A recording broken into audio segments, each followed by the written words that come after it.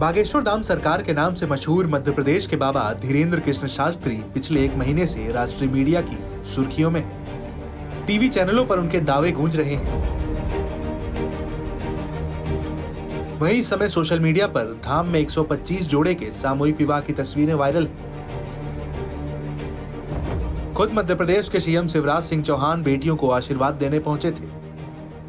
वहीं उससे पहले पूर्व सीएम कमलनाथ और केंद्रीय मंत्री नितिन गडकरी के साथ भी बाबा की तस्वीरें वायरल हैं। पिछले एक महीने से फिल्म और राजनीतिक जगत की कई हस्तियां उनके दरबार में हाजिरी लगा चुकी हैं। कोई बिना कुछ कहे कैसे मन की बात जान लेता है? क्या ये कोई जादू है, चमत्कार है, ईश्वर कृपा है या क्या है?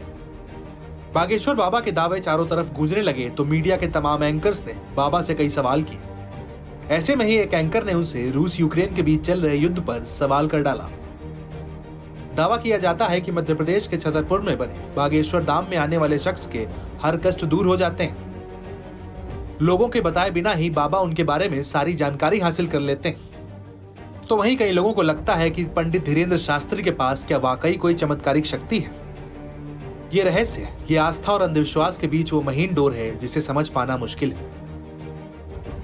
जब एक कार्यक्रम में बागेश्वर धाम के धीरेन्द्र शास्त्री से पूछा गया कि रूस और यूक्रेन युद्ध कब थमेगा और किसकी जीत होगी, इस पर धीरेन्द्र शास्त्री क्या बता सकते हैं? इसके जवाब में धीरेन्द्र कृष्ण शास्त्री ने कहा, हम अपनी तरफ से प्रतिदिन पहली अर्जी यही लगाते हैं कि विश्व का कल्याण हो, मानव में शांति हो, सद्भाव हो। और रही बात कल क्या होगा, ये बालाजी के अलावा कोई नहीं जानता। हम गुरु कृपा से ईश्वर से जुड़ने का प्रयत्न करते हैं। ईश्वर हमें संकेत देता है, हम उसको कलमबद्ध कर देते हैं और बात सत्य निकलती है। फिर जब उनसे पूछा गया कि उन्होंने रूस और यूक्रेन की पर्ची क्यों नहीं निकाली, तो उन्होंने कहा, हमारे पास कोई रूस यूक्रेन की अर्जी लगाने वाला नहीं आया। अगर कोई आएगा तो पर्ची निकालेंगे। ये तो विश्व कल्याण की बात है।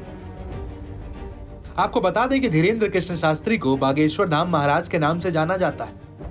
इनमें आस्था रखने वाले उन्हें बालाजी महाराज, बागेश्वर महाराज, धीरेन्द्र कृष्ण शास्त्री के नाम से भी बुलाते हैं।